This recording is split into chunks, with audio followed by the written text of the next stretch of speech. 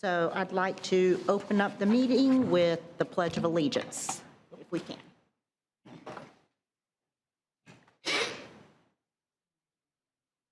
I pledge allegiance to the flag of the United States of America and to the republic for which it stands, one nation, under God, indivisible, with liberty and justice for all.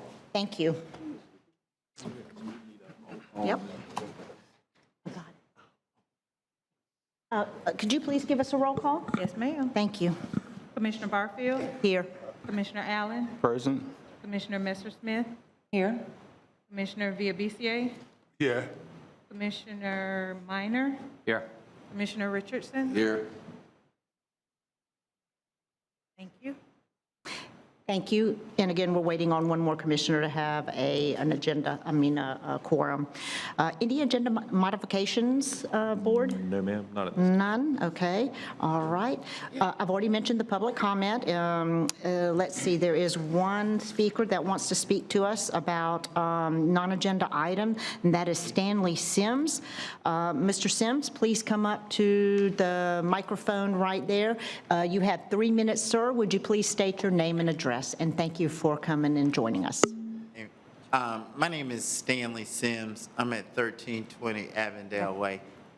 This is a non-agenda item, but this is something that I would love to just prick your innovative minds, and that's thinking about a regional economic development team. Gadsden, Leon, and Wakulla. I know that the primary focus, sorry, I'm just not feeling well. The primary focus of this is roadways, but I think that if we get more bang for our buck, it's what do we put on those roads? If we have people traveling for jobs, and it will bring down things that hurt our community, such as crime and poverty. Jobs, economic development would solve not only the problems in Leon County, Gadsden, and Jefferson. And what is so unique about this marriage, this triune marriage, that if we forged or just investigated, what Tallahassee lacks, the other two counties has.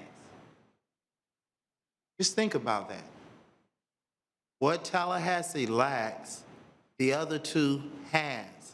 And what the other two counties lacks, Tallahassee has. So if we could do a regional economic development, look at the number of industries that could be lined up in that bare passageway from from Jefferson and Gadsden County. What type businesses would be down there? We've got a magnet, Amazon. We really have to get very creative to solve other mitigating problems. Look at the announcement of the type grants that has been leveraged over into Gadsden County compared to other counties. I think that we need to look upon our resources, our assets, and charge staff to even just look at this and see if this was in your privy. Thank you from a father of 2 Black sons. Thank you, Mr. Sims, for those comments. I will certainly have the board note that and see what we can do about that if that's something that we would like to consider. Those are very wise words. Can we note that Commissioner Diane Williams-Cox has now joined us, and welcome. Glad you're here. You made our quorum. We have a quorum now? Yes, ma'am. Okay, all right. We will continue on with the agenda. Okay, no agenda modifications, public comments. The consent agenda, which consists of the minutes of January 31st, February 21st, CRTP meeting, and also the draft fiscal years 23-24, the UPWIP, which is Unified Planning Work Program. Any items we want to pull from the consent agenda? Move consent agenda, Madam Chair. Second. First and second, okay, got it. Any opposition to that? Passes unanimously. Thank you very much. Next, we are going to move into the Transportation Improvement Program, the TIP amendment. I do have a speaker, and just as soon as we get a motion and a second, we'll call on the speaker. So, Mr. Slade? Yes, Madam Chair, just briefly, this is the item that we had pulled last month, if you recall. We had an agenda item on there with the cost of this phase at about $585,000. I had received an email that morning, actually from DOT staff in Chipley, that estimate had gone up to $850,000. So not knowing the reason, I request you all pull the agenda so we could get better information. And in the discussions we had with the department, a couple of things came to light. They had not included the extending the limits down to Benton Road, which is what you all approved. It did not include work to move the curb out, providing for additional space, nor did it include the additional sidewalk that you all approved from, I forget the limits on that. But in essence, it came back in all total for the entire project about $1.25 million. So that is the request today, is to amend the TIP to include that design phase for $1.25 million or $1.2 million. Thank you. Comments from the board? I would move staff's recommendation on adopting the amendment, Madam Chair. Second. Thank you. Thank you. Yes, sir? Thank you, Madam Chairman. For reasons which I stated at the last meeting on this project, I'm going to go ahead and vote no. Made quite a bit of my case for the last meeting, and just that case still stands. So thank you very much, Madam Chairman. Thank you, and thank you for your words on that. So well taken. All right, and then we have a speaker, Mr. Bob Guido. If you would please come to the microphone. Is that right? Guido. I apologize. That was my French spin on that. I want to make you an offer. I can't refuse. Okay, sounds good. And your name and address, please, sir. Okay. 3 minutes. Yep. My name is Bob Guido. I live at 1328 Peacefield Place. And I have much to say here in my 3 minutes, so I'll get it started here. You're probably wondering why I'm wearing this shirt. Hawaiian shirt. Well, actually, it's the City of Treasure Island employee shirt. I was given this to become an honorary citizen of Treasure Island because of my work on a multi-use trail. Yes, on City of Treasure Island. I was very honored, and I worked for the Trust for Public Land for just about 17 years. I worked on a lot of multi-use trails, worked on a lot of projects similar to this. And you know my concerns here. My number one concern is safety. I don't have time to go into that. My number two concern is the trees. And my wife, Lori, here, and I went out and actually measured, the setbacks. There's going to be a lot of trees. Thank you. There's going to be a lot of trees that are going to be cut down, especially in front of Rabbit Hill. Not just small hardwoods, but oak trees. And I have concern about the original design cost. This design cost went from $588,500, increasing to $1,250,000. That's an increase of 112%. So if you actually, look at this increase, and Greg actually gave you the reasons why it was increased, I have concerns about the increase of the construction cost. So if you extrapolate 112% of the original cost of, what was it, $6,050,000 for the construction cost, you know what that'll be? $13,180,000. So if you take the design cost and you take the construction cost, you add those together, we're looking at over $14 million for this project. That's $7 million a mile. Ouch. So just imagine what you could do with that money for the rest of the Tier 1 projects. We could fund several of the Tier 1 projects that would benefit people from all over Leon County all over the city, and we'd get a lot more bang for our buck. So 15 Here's- seconds. here's one point I'd like to make. This is really important. A project like this should have a unanimous amount of agreement on this project. Here we had 3 local Time. commissioners. Wait a minute. If I can just please, beg your If pardon. you'd like to finish your sentence, that'd be Yes, fine. yeah. Thank you. And I noticed at the last meeting, there was extra time given to an individual that Commissioner Dozier allowed, and I would like the same courtesy, because this is really important. Thank you. And it was Eric Draper. Them again. So I think I should have the same respect there. How about 15 seconds? Good? Okay, let me just Okay. finish. Okay, so the unanimous amount, so being unanimous, we have 3 against, we have 3 for it. And this should be, everybody should be in agreement for it.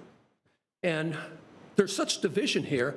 I even went to a commissioner outside, the local commissioners, and that person told me, said, hey, you don't need to come bother seeing me because I'm just going to vote with the majority.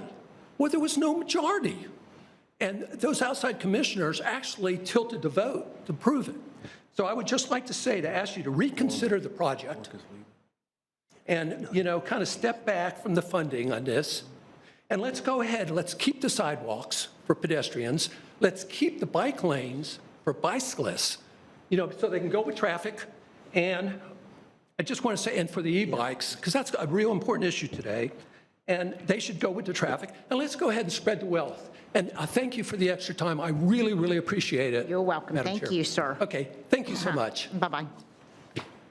Hey, Mr. Slay? The one thing I forgot to mention too, in some of those increased costs, was additional public involvement, including a website and some additional meetings as part of that cost.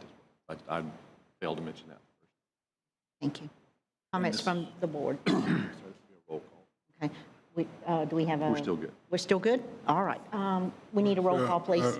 Madam Chair, I think with Allen gone, I think that affects the quorum. He just stepped out. No, Commissioner. No, I hope he just stepped out.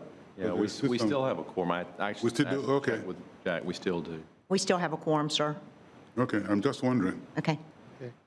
Ready? He asked me to walk out. Do we want to wait for? Is he? I don't know. Now we have a quorum. We got a quorum. Let's move on. Let's go. All right. I wasn't counting. I just thought that with his Yeah. leaving. Okay.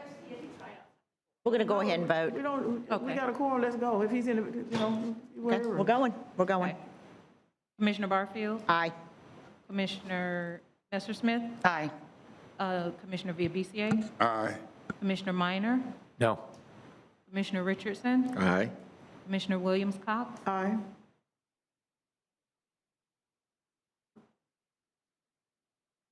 motion passes. Thank you.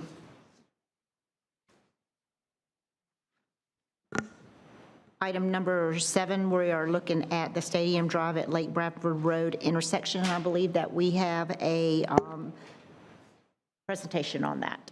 Yes, ma'am. Just real briefly, this is a project we've been working on for about the last year and a half or so. We're not requesting action today. We just, as we've moved along, there's quite a few alternatives we'll at least keep you abreast of. We still have to do some work with DOT on reviewing some of these alternatives, but at least wanted to bring that to you today to kind of give you an idea of what's going on with it. So with that, I'm going to turn it over to Jack, the project manager, and let him take it away. Thank you. Hope everybody's having a great day, We are. despite the rain. So Stadium Drive and Lake Bradford Road, I'm sure we've all driven through this intersection, and if you haven't really experienced a fun time. This intersection has a lot of things that need to be fixed with it. There's a lot of opportunities within this area to make this happen. It has been studied several times before by DOT and other folks. And, we took a look at that as well and incorporate that into the project as we move forward. But I have to say, some of the things that dealing with this intersection is that the same amount of traffic goes through that intersection, and sometimes no matter what you do to an intersection, you're still dealing with the same amount of traffic. So you have to look at something different. You have to look at moving traffic around that area and finding a different way, maybe moving some of the movements out of the intersection in order to make that happen. So when you look at that area, in particular the southwest area of the stadium, there's a lot of opportunities down in that area, Jackson Bluff Road, Epps Road, and so forth. So the effort here was to take a look at the opportunities in that area to see what was going on, see what we could do to make the intersection improvements. From a bike and pedestrian perspective, it's quite a distance to travel across that intersection. If you're doing that, if you want to traverse that going from the south side to the north side and over to the stadium, vice versa. So it's a very lengthy walker and short bike ride, but very lengthy in time-wise, waiting at the intersection for pedestrians. So with that, we've been, like Greg said, in the last year and a half, 2 years, working with RS&H to take a look at the intersection and then come up with some alternatives, and that's what we're going to be presenting to you today. There's a lot of detail in here, level of service, traffic count, stuff like that. So don't be afraid to ask questions if there's something that you don't understand, and hopefully we'll avoid acronyms as much as we can to make sure that you understand what we took a look at and where we're going and the alternatives that we developed. So feel free. The presentation has a lot of information in it, so feel free to ask when you have a question. And with that, I'll turn it over. Brian from RS&H is here to make a presentation to you on the project. So I'll turn it over to Brian. Appreciate it. Thank you. Hopefully everyone can hear me well. I'm Brian Powers with RS&H, and I'll be walking through this presentation. As Jack said, there's going to be a lot of information put up on the screen, so feel free to let me know if you want to discuss something a little bit further. If not, we have page numbers on the slides. If there's something you want to go back to, we can try and jump back and continue the conversation if you think about a question later on. So with that, I'll do a little bit of housekeeping. This is actually the intersection of 4 named roads. So it's Gaines, Stadium, Lake Bradford, and Varsity. For the sake of ease of conversation, we're referring to it as Stadium and Lake Bradford. So those of you familiar with it, you're probably thinking, wait, there's more names. We also, another common thing that Jack mentioned is we'll talk about the level of service. You may hear me use the term LOS. That's what that stands for. That's basically how the road is functioning from a vehicular movement standpoint. So with that, we'll go ahead and jump in. So just a quick agenda. We're going to review our study area as the project as it stands. A review of our conditions and alternatives, as Jack gave us a little bit of an intro into. We have 8 full alternatives with alternatives to those, different concepts of these. And then we have a comparison matrix where we're comparing what each one will look like compared against each other. And then our next steps is just an informational slide. Moving forward, I wanted to introduce kind of what our project goal is. This is actually a very interesting intersection, as Jack said. It's one that is not very walkable. It's not very friendly from a pedestrian standpoint. I actually walked it this morning just to relive it because I've done it many times. And I've driven through it many more times, and it's confusing sometimes from a vehicular standpoint and a pedestrian standpoint. So we wanted to take that into our consideration. We also understand that that area is growing so significantly, so we had to take that into effect. There's many, many more apartment buildings, hotels, businesses, mixed use, all kinds of growth happening in that area. So moving through that, our project steps are basically identifying these existing conditions, the land uses, all the growth that I just mentioned, talking about data, so our safety conditions, the congestion as vehicles are moving through, bicycle and pedestrian movements as they go through the area.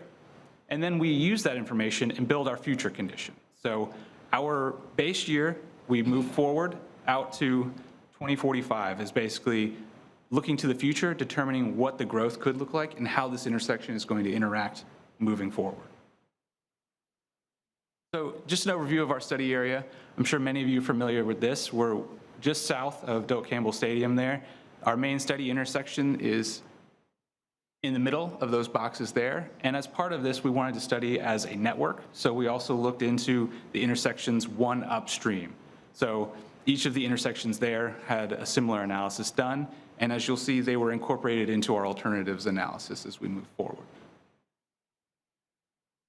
So starting with the bicycle and pedestrian, we did counts for the area, and using information that was provided through the city, we're able to estimate that about 4 actuations are happening, and an actuation is effectively a button push for a pedestrian to make a crossing in this area during the day, and we're seeing roughly 1 person, when we do averages over a 2-week period, there's some rounding happening.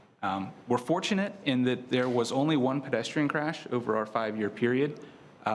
When we look at situations like this is a relatively good thing that only 1 is happening. Unfortunately, while we were doing this study, we had one cyclist who actually did have a collision during the project, but it was just outside of our 5-year analysis. So moving into the vehicular crash data. So we want to highlight, and you'll see in bold, effectively the no injury, we're nearing 70% of the crashes that happen in this area. And then 18% are possible injuries. So these are light injuries, at least at the time of the accident. If you look at our right graph, the majority of the accidents are what's called front to rear. Generally we refer to this as just a rear end crash, things of that nature. So, and the second being the side swipe same direction. So this is kind of indicative of people stopping short at the intersection, maybe unsure of where they're going and bumping into and swiping the same vehicle going in similar directions. This is indicative of potentially driver confusion and things you really don't want to have right next to a university where there's lots of pedestrian movement. So looking at our existing traffic conditions, so what you'll see is our level of service, which is the LOS in parentheses, so you'll see LOS throughout the presentation. It's graded in an A, B, C, D, E, F scale. A is the best, F is the worst. So as you can see right now, our main study intersections, you can see generally B, C's, and D's. Our top main study intersection there, Lake Bradford at Stadium, is operating at a LOS of D for both the midday and PM peaks, which is acceptable, but nearing on the edge of needing additional effort. So as we mentioned, we have our build alternatives, and as I mentioned, there are 8 full alternatives that we've considered, but within several of them, we actually have an A and a B version. So we have our no build. We always like to consider what this intersection looks like just into the future. We also considered if we removed a slip lane at this location. We have the EPS extensions, which is actually improving the EPS corridor up to our main study area, and we'll see some maps that will kind of explain what that could do. We have an A and a B version, the A being a improvement to Henry and Henry and Stadium Drive, which we'll go forward with. The quadrant movement, this is a similar. This moves traffic via Henry and the Jackson Bluff corridor. It removes traffic, as Jack was mentioning earlier. We have the same amount of vehicles that are trying to use this area. Where can we filter them throughout the traffic in the network, as opposed to only focusing at one intersection? We have an overpass alternative, which basically removes the east-west travel, and we'll go through that a little bit more. We have the build out. I generally refer to this one as how much pavement, how many lanes are needed. This is going to be the addition of lanes at the intersection, arguably making it wider from a lane standpoint and also potentially more confusing. We have our roundabout. We considered a 2-lane roundabout to see if that would make the traffic flow. We have our realignment, which this is mostly considering the northern leg, realigning some of the features so that they would be more pedestrian and bicycle friendly, slowing down some of the traffic speeds. Then we have our EPS extension, which is actually a combination of alternatives 2 and 3, and we'll go through that a little bit more. So just as a reminder, this is our study intersection. So this is looking northwest towards the stadium there. And what you'll see throughout this presentation is an example of existing condition, and then I will overlay what the proposed alternative will look like, or a potential rendering of what it could look like. So as I mentioned, each one of these is going to be the no build. We have our first. This is just leaving the intersection as is, adding in our traffic information. What you'll see, and this will happen for each of our alternatives, we will talk about which alternative it is, whether it's a 1 or 1B in this case, and we'll talk about the failing levels of service that we experience at this intersection. So the first column to the right is the LOSE, which is just beyond our acceptable D timeframe, or delay timeframe, and then we get into F, which is even worse, near standstill in some cases. One thing of note is that the Gain Street and Woodward Avenue single lane roundabout there actually fails in all of our conditions because it is a paring down of the amount of traffic. It goes into the Gain Street corridor, which by nature of its design is already slowing down vehicles in such a way that it's meant to make the streetscape, the complete streets, aesthetic. So that will be continued. In this example, we also considered the 1B, which is the removal of a slip lane. As you can see here, so this is, all of our maps are going to be from the north, so north is up in our cases. So this is removing of the current slip lane that is there, potentially improving the pedestrian space by allowing for a raised median. What's a slip lane? Oh, apologies. So this is basically, a slip lane is where you can make a right-hand turn without addressing the signal or a stop sign. So typically, it might not show up on our, I got it. effectively, right at this intersection in the current state, if I go, I think this will show you. You see where the white truck and the trail meet in the lower corner? I see it. I got it. That is a slip lane right there. So basically, vehicles don't have to stop. In some cases, some choose to barely slow down to make those turns.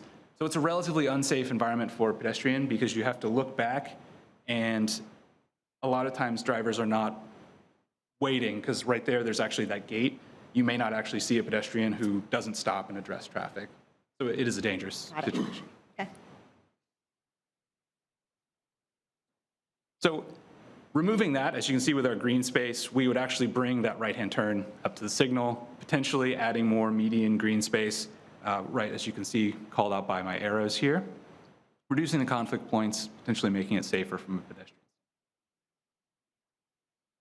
Then jumping into our alternative 2A, this is one of our EPS extension alternatives, and it's a little difficult to see at this scale, but effectively what this does is it extends the EPS corridor using primarily right-of-way that's already in existence and making a four-way connection with Hendry. And what we'll do, we'll go forward. As you can see, under this alternative, we actually developed a 2A and 2B, and I'll show you the 2B here in just a moment for the sake of the graph. What we'll show is that generally we're expecting the Hendry and Stadium intersection just south of the actual stadium where it is going to achieve LOS-F, which is not a great thing at both the midday and PM. And our alternative to that was actually to improve that intersection with additional turn lanes. And unfortunately, what that does is actually makes the main study intersection at Lake Bradford and Stadium start to fail in LOS-E, in our PM condition. So just to get an idea for what that is, this is Hendry Street. So you can see that there's the dark is additional pavement or additional area where it's being modified, and we could potentially increase the sidewalk condition there. It would make a four-way stop right there at Jackson Bluff and potentially improve the intersection right there, right across the street from the stadium. Now, what this may look like, this is currently Jackson Bluff where Hendry meets, looking southward. That could potentially be a roadway between that area. Go backwards. This is one of our considerations, and worth noting that the majority of our alternatives did consider right-of-way and what would potentially be a take in this case. This is the most extreme because there's actually a building that would have to be taken. What is that building?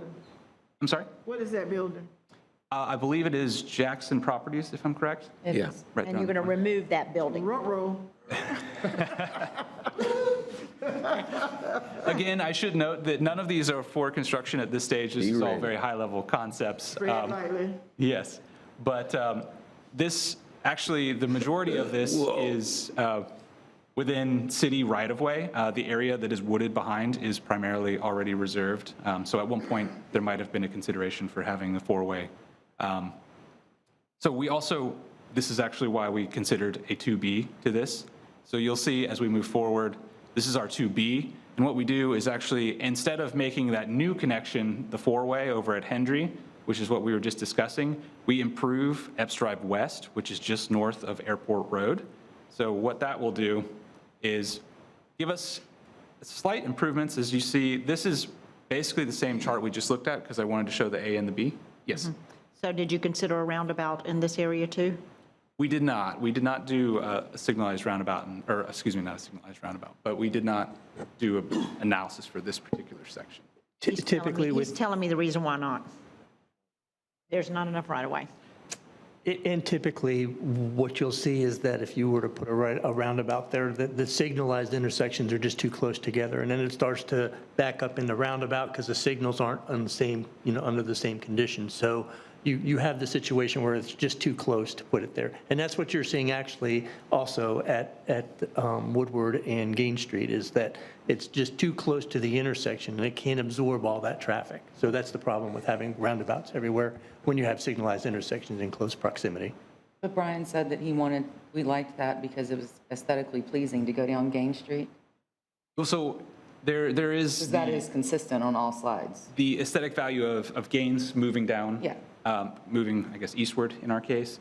So that was intentionally done as part of the streetscaping in that area. It was a 4-lane and now brought down to 2-lane with a Right. relatively low speed limit. So there is some precedent in the area for doing things like that. What Jack was describing is basically a failure of the roundabouts, because if the signals are too close, they will actually back vehicles into the roundabout, so it is no longer functioning. It's basically a stop. Right. No longer going around. So, as I mentioned, just to backtrack just a tad, this would actually, instead of forging a new right-of-way, this would actually follow along what is currently Epps Drive West, and it would actually just improve the existing corridor. A little bit of widening would be needed to do sidewalks and add turn lanes in this area. So this is what it looks like today. And generally, this is just a slight improvement to the area. Go backwards? Ready? Yep. Largely the same condition. There is a culvert there, so a little bit of bridge/culvert work would be needed to realign the roadway, but in general, low impact. Moving forward, we get into our quadrant alternative. So this primarily uses the Hendry and Jackson Bluff corridor and removes traffic from our main study intersection. And so I'll go ahead and jump forward to talk about our traffic. This actually gets us a passing score. We don't fail. We don't achieve LOS E or F in this case, except for, as I mentioned, the roundabout just to our east. So to zoom in on our area, we make this corridor effectively creating an L shape, or we refer to it as a quadrant. So this actually removes some of the traffic at our main study intersection, which is what that large green space area being added is. That actually adds for a sidewalk. It's a removal of additional slip lane, as we were discussing earlier. This is right in front of the Checkers property there, where you can make that unhindered right-hand turn to go south. It also removes the left-hand, the north-left turn to go up onto Stadium to make your route around the actual stadium. So what this could look like at our main study intersection, so existing condition, future condition, as you can see, and I'll go back and forth just for a second. So existing, removing that lane there, creating a little bit more pedestrian space, adding some cyclist improvements such as bike boxes, things of that nature. And there's room for improvement of moving the stop bars forward. In this case, we have not shown that as an example, but in many cases, what we've experienced is that the vehicles at this turn, they actually have a long sweeping curve up to go north, and they can actually garner a decent amount of speed, which is problematic when we're doing our crossings on the northern leg. So just another angle. So this is looking north towards the stadium. Our study intersection is on the northern side. This would require slight improvements to this intersection as well.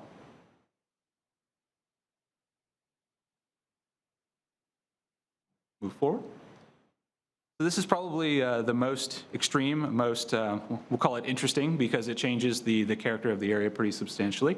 This is actually our overpass alternative, and what this does is it still creates a failing level of service at Lake Bradford and Jackson Bluff, but it does improve our conditions at our main study intersection.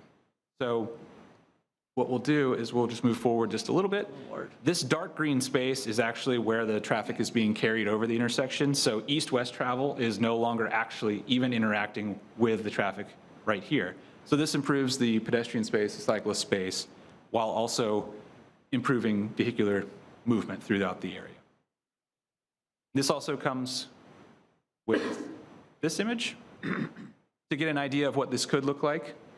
We have some pedestrian space underneath the overpass, which actually creates a safe space where pedestrians can only, well, are allowed to address one angle of traffic at a time versus multiple angles that it currently is, where you cross about 5-6 lanes at the moment.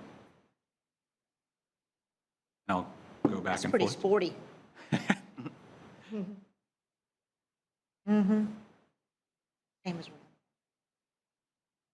I'll go ahead and move forward. So this is our build out, just to talk about our traffic. So the intent of this one, we are passing in our traffic. So this is the amount of pavement that we needed to put down just to make sure that our intersection and our 5 intersections were going to function appropriately. So what you'll see is significant increase of travel lanes in the area. The crossing distance is actually very similar. We were able to fit a similar amount of right-of-way, but more lanes by reducing the lane widths and things of that nature. That, unfortunately, though the crossing distance is very similar, does not mean it's any safer because there's more travel, more vehicles that you're interacting with as a pedestrian or a cyclist.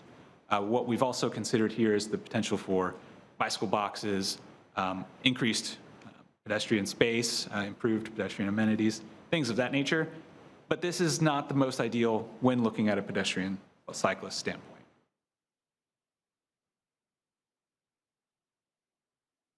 So again, this is our existing towards the future.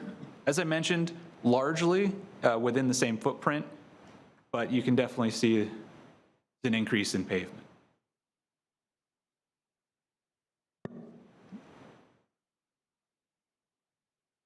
So this is our roundabout. I was waiting for it. Here it is. Here it is. Patience. So unfortunately with this one, we actually are failing in several circumstances. So at Lake Bradford and Jackson Bluff in our PM period, we're getting LOSE, so just south. Our main study intersection, actually midday and our PM peaks are failing from a traffic standpoint. And I'll go ahead and zoom in. And so what we've done here, you can see that this is a 2-lane roundabout, so lots of fluid movement from the vehicular standpoint. We've identified that this, in some cases, may dissuade cyclists or pedestrians from wanting to use it. As we were talking earlier with the slip lanes, the vehicles don't technically have to stop. So it may actually be a barrier, whether it be a full-on safety barrier or just a comfortability issue for many pedestrians in the area. So we'll move forward to our image. So existing. I like that. I do. Until you have to drive it. It's Or pretty bike on it. paper. And this is one of the things that we considered that from a complexity standpoint, one of the main issues of this intersection as it is today is it's relatively complex from a driver standpoint. This has the potential to add into that complexity by having multiple lanes, multiple directions in which you could go, and the vehicles, apart from those peak hours, may not actually be stopping. So as an inexperienced driver, may not have time to address the intersection well. This is our alternative 7. This is our realignment. These are largely the same traffic conditions as what our existing conditions are, but these are more aesthetic changes that are meant to slow vehicles down, improve the pedestrian cyclist experience in the area. So what we do with this is the same as the existing condition, as I mentioned. So in our PM period, we're getting LOSE, and then just to the south at Jackson Bluff, we're also experiencing LOSE. So what this does is it modifies largely the northern leg of the intersection. What we've done is we've actually tightened up the intersection to make it more like a a regular 4-way where it's more akin to 90-degree turns.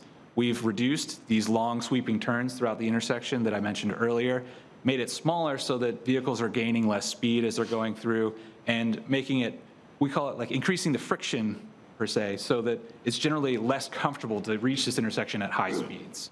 We also considered the potential for adding median islands and modifying the northern leg, as I mentioned, to bring it more in line with a straight shot versus the curve that is currently in existence. So like before and after, I'll do a back, forward.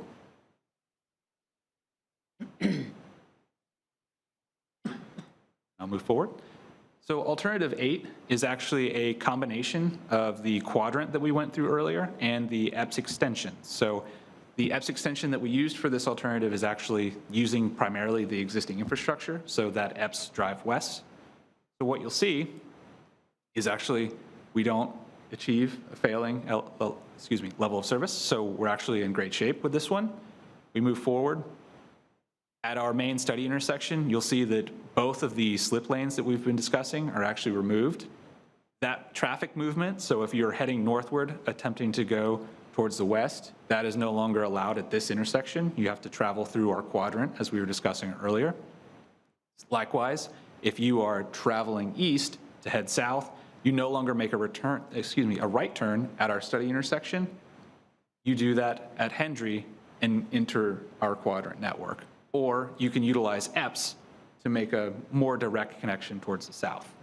So what we'll do, we have a few images.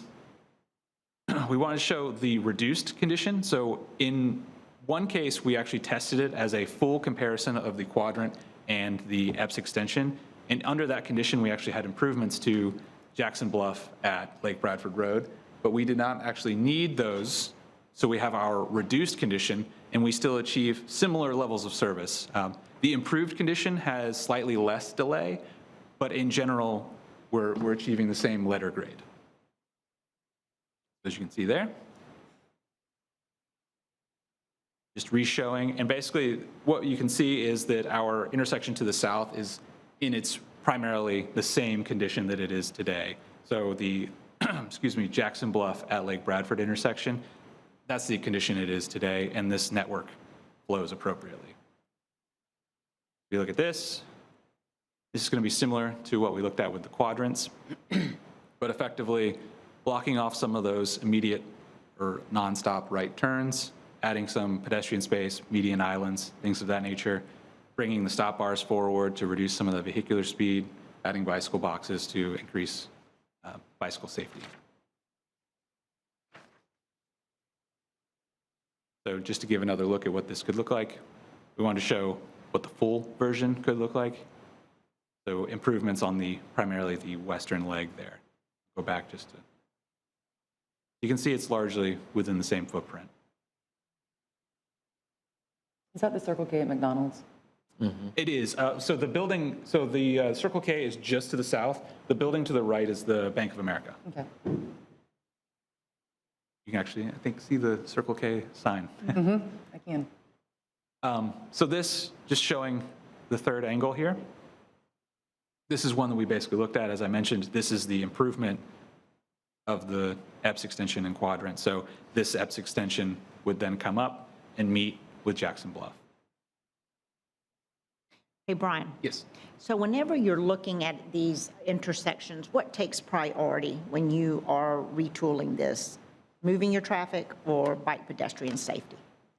It's both. We always try and focus on safety first. So we want to make sure that whenever we're looking at an intersection, almost always we start with a safety analysis to determine what is happening in the area, because that can be a great indicator.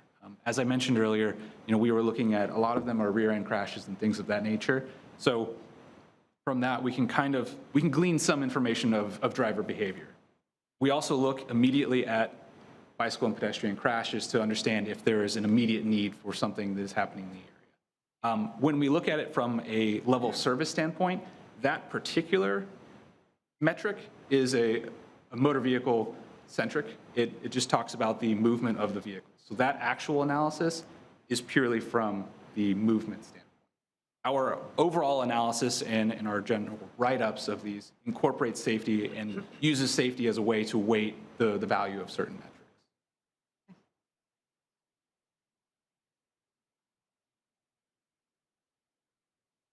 So as just a summary slide, it's a decent amount of information to kind of toss at you. If you look at our left column, basically those are all of our alternatives that we just looked through. You'll see the areas in which we're achieving the, as I mentioned, the LOS E or F. Those are our failing conditions. A handful of them do well without achieving a failing condition. The quadrant movement, the build out, as I said, and the 8, which is the hybrid between the quadrant and the EPS extensions. So both of those effectively use the same level of service. There's a difference in delay because, as I mentioned, slight improvements to the roadway versus not including them, but letter grade, they achieve the same. And just to reiterate, in all of our examples, the Gaines and Woodward intersection, that roundabout will achieve a failing score into the future, By design. basically by design. So the build out, I'm sorry, that was the largest one on, From number of lanes standpoint, Yes, yes. okay. Yes. And the intent of that was basically to determine how many lanes we needed to move the most amount of vehicles, or actually to get us into a passing score. and both apps obviously have the same outcome. Yes, so, yes. The difference with the EPS is in the 2A and 2B is if the Hendry intersection with Stadium is improved, that actually degrades the level of service at our main steady intersection because the vehicles move too quickly through that intersection and then impact our main. And quadrant movement means I stop, no slip lane. The quadrant movement means no slip lane, but you actually move down Hendry over across Jackson So Bluff. that's the other one that and they're involved, okay. Yes.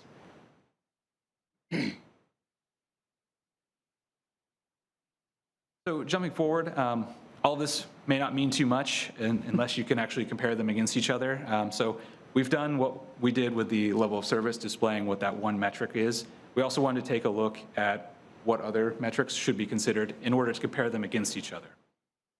And so what we've done here is you'll see there's a series of metrics, and I won't go through and read this entire thing. It's basically just a legend for what we're going to see on the next two slides. But effectively, we ranked them against each other, gave scores for things like pedestrian safety, bicycle movements, construction complexity, perceived complexity. So as we talked about, the two-lane roundabout might be perceived as a higher difficulty intersection as we move through it. So jumping through, you're going to see a bunch of colors here. Green is a positive impact or a better score in these cases. Red is a negative impact or a lower score. And what happens is I'm actually going to jump through this one because it's the same information. We're going to go to this one, which is our ranked order. The previous slide was just showing it 1 through 8. This is actually our ranked order. So what you'll see is across the top, the quadrant and the EPS extension versions, they both ranked highest amongst our alternatives. Second, with the slip lane removal at the study intersection. So that's actually a very minimal change to the area. And then third is another tie, our realignment and the overpass alternative from this standpoint received a tie.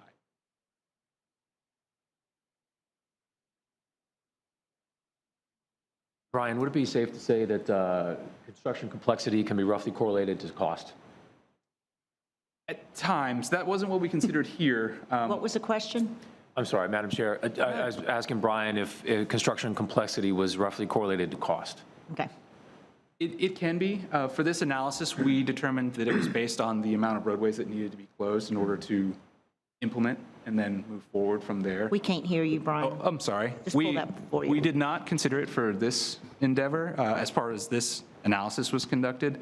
Our construction complexity in this case was based on the number of roadways that needed to be closed prior to moving forward. So an assumption that if a corridor needed to be completely closed off for a long period of time in order to build forward. We did look into costs, but we didn't want costs to be a defining factor in what the alternatives are. And in general, the majority of the costs were under $4 million for each of the alternatives, with the exception of the overpass, which we estimated would be over 10 million, obviously because that's 10 million is what you said? over 10 million, just because of the complexity associated with building a bridge and the additional effort that would be needed for that. And Madam Chair, that sounds like a right approach to me. I mean, having the cost outside of the safety considerations, I think, is the right way to go about it. The reason why I just asked was because if you had different alternatives that had similar safety metrics, that might be an occasion for us to take a look at the cost in that respect.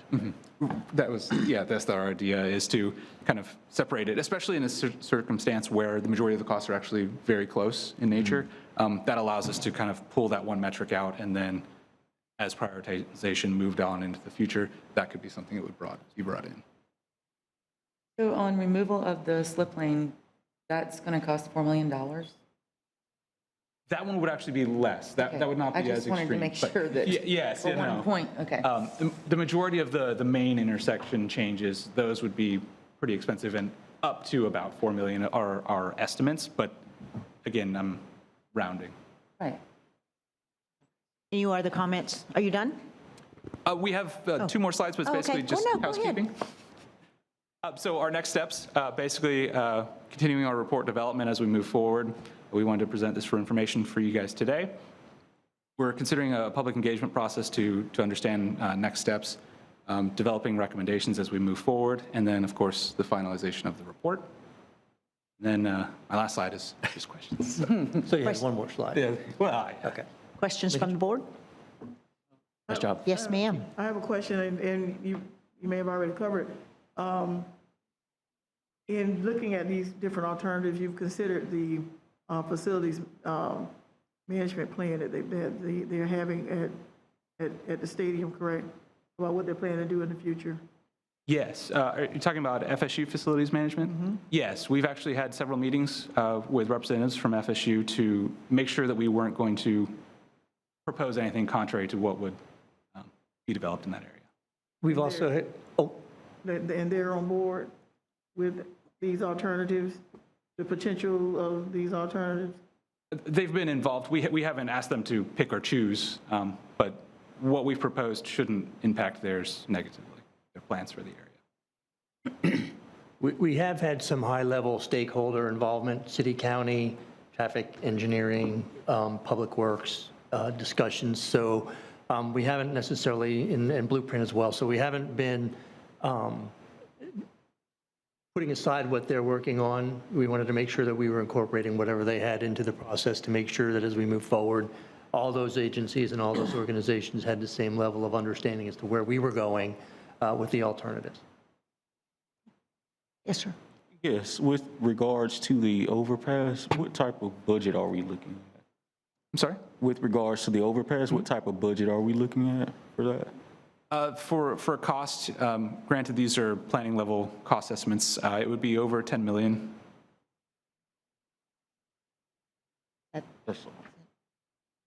Anybody else? Yes, sir. Real quick, typically, we don't like bringing this many alternatives to you all. That's a lot to digest, and that's one of the reasons that we weren't asking for action today.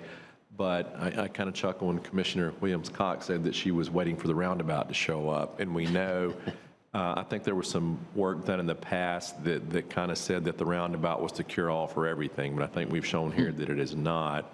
But this is it's a fairly complicated project to deal with. So, and as I mentioned earlier, we still have to go back and circle back with DOT and have some conversations. Again, when we talked about the overpass, I'm actually the one that suggested that we at least take a look at it, knowing what kind of reaction it was going to get. But I felt it was something to at least look at.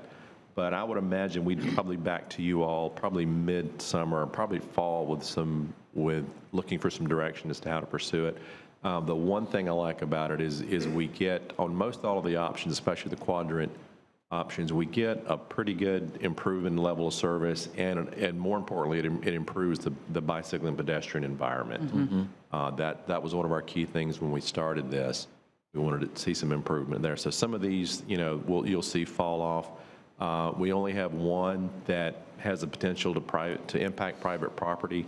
Again, I don't know. I don't think that'll make it in our final set of alternatives we bring to you, but I do think it's a good sign that we can do a lot of this pretty much within existing right-of-way. So that makes these somewhat easier. And as Brian mentioned, sorry, Brian. I'm looking at Brian and calling you. That most of these, I think, fall under $4 million. So I won't say that's cheap, but in a lot of the projects we deal with, that's something that we think we could manage better in the short term. So, but you'll see something back probably, I'm guessing, probably early fall at this point. Well, that 4 million is a lot less than 10. Yes, sir. That was interesting. And Greg, Any other- regarding the roundabout, I live off of a roundabout. And I don't like it, didn't like it, still don't. To me, location is everything. That roundabout is down the street from Ricketts High School. There's another roundabout over near Childs High School. And you talk about inexperienced drivers, that's where they are. And I take my life into my hands every time I go around. I have to know that people are going to stop to let me through. So I think that is interesting that where you would have even more experienced drivers, that it came in last place there near the stadium, because we know what will happen. There will probably be a lot of fatalities and accidents there because people are not paying attention. And on game days, it would be horrendous. But when considering putting it near high schools, we didn't think of that because those kids used to zip right through up Jim Lee Road with the light there at lunchtime, and I'm sure they're still doing it. Hopefully they've learned how to maneuver. But to me, it's still a safety issue. And I'll end like I started. Live near it, don't like it, didn't like it then, still don't like it. I understand the purpose for moving traffic, but it is to me, it is still very dangerous, especially when you got a large population near high schools where you got new drivers. Yes, ma'am. So. We'll put you down as a no on a roundabout. Don't even bring it up, no discussion. It came in at the bottom of the list, so I hope it's a no for everybody. All right, no more cards up? Yes, Madam Chair, thank you. I will hope that when you all bring these alternatives back, you don't bring back all 8 alternatives. And the fewer, I think, the better for me to digest and to be able to make an intelligent contribution in the conversation. And then with regards to the roundabouts, I'm glad that you have the roundabout at the very bottom in your ranking, and I think if we have the 2-lane roundabout, that would be that would be interesting, Ms. Diane Cox. Now we have but there is a 2-lane roundabout in the alternatives that they showed. And I live near a 2-lane roundabout. Okay. And I take my life into my own. I know. So I'm glad at least they just bring fewer alternatives for us to digest and synthesize. Thank you, sir. Thank you, ma'am. You're welcome. Madam Chair. No Madam other Chair. cards up? Madam Chair? Yeah. Just really quickly, I just want to thank your team for a great job well done. And yeah, I'm looking forward to having fewer alternatives come next time, but I'm glad that you did the roundabout. I'm glad you did the overpass, because if you hadn't, we'd be asking for it to be done. And so thank you very much. Appreciate it. Thank you, Madam Chair. And Commissioner, that's actually, I don't think I made my point, Commissioner Williams-Cox, that's why we went ahead and did it and put it in there. And believe me, we had extensive discussions at the staff level about bringing this many alternatives. But again, we felt, there's a little variation and nuance to all of them. But when we come back, yes, you will see substantially less menu items. How about that? It's all right. We can take it. We can take it. But Okay. I think, Madam Chair, Yes. certainly what drives it, you said you didn't want to have to consider cost, but certainly safety. Oh, yes, sir. Pedestrian and bicycle safety in that area, especially on game days, because people are in a little different condition, when they're going to or leaving games. And so, we want to make sure that that's what's driving our choice of options. And Commissioner, that was our goal, if you recall, when we set out in this, was looking at improving the bike and pedestrian environment in the area. The vehicular is a bit secondary to the other two. Right. Okay. All right. And keep in mind that there's another overpass in town that came with some not-so-raving reviews, if you remember, when it first came, the overpass in the northeast. Yeah, there was a lot of controversy There was over a lot that. of controversy about that overpass. The overpass to nowhere, it said, because Thomasville Road and Capitol Circle is still convoluted in there and what have you. And I made the mistake of saying to somebody that overpass, nobody's using it, and they took exception to it because, maybe when I'm going through there, it's not, but there's a lot of, on Thomasville Road and Capitol Circle. So even with looking at it looking at potential at Florida State, just need to look at the last overpass and the controversy surrounding it, so as you make decisions. Thank you. And that was one of the ones that we wanted to have the conversations with Florida State about, because it definitely has a visual and an aesthetic impact as well. But I've got a feeling it won't probably make the final cut, but we'll see. Okay. Thank you for your comments. Are we done? Thank you. That was a very good report. All right. Next is our friends at Florida Department of Transportation. Do you have a report for us, sir? I have one item, Madam Chair, that I'd like to bring up at this point in time. We will be starting a PD&E study on the State Road 20 Bluntstown Highway, Pensacola Street corridor next fiscal year. We'll be developing that scope early summer, and we'll be reaching out to the CRTPA and to our local government partners to have input on that. But we'll be looking at adding some additional capacity as well as access management improvements along this corridor. And again, it goes from Capitol Circle to Appleyard Drive, that section there. Oh, yeah. Excellent. And that is much needed. I go out there quite often, and we appreciate you partnering with us on that. Thank you. Madam Chair? Yes, sir. Will that improve bridge improvement, that overpass? Yes, sir. We will be looking at, probably not a sister structure because that structure is quite old. So we'll probably replace it and, have 4 lanes of capacity over the railroad. Okay. Yeah, and From Appleyard Drive west to Capitol Circle. Yeah. It's about a 2-mile, mile and a half, 2-mile section. starting where TCC is and going to Capitol And in Circle. front of the Aquilina Right. Howell Administration Building. Right. Pepsi-Cola. Yes, sir. Yep. Yeah. Very Most good. important, the old catfish pad. Yes, Yeah. unfortunately, it's That's the gone. most important. All right, anything else? No, ma'am. Okay, all right, Executive Director. All quiet for me. Excellent. Note the future meeting dates. When's our next meeting? We are scheduled for April 19th. April. Thank you. Yep, April 19th. all right. Can I make a suggestion that next year, we don't schedule these meetings for spring break? We have that conversation every year.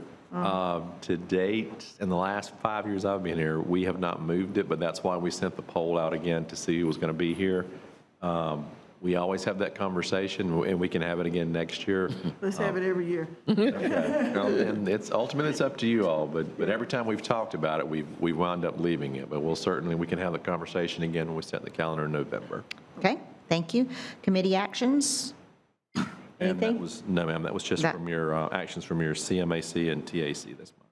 Okay, thank you. From the board, anybody want to bring anything that we haven't talked about?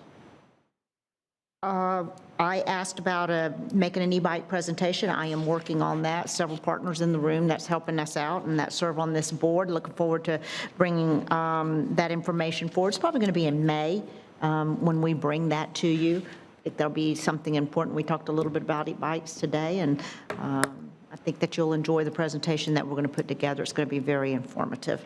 And that's all I have. Anything else before the board? Motion to adjourn? Thank you.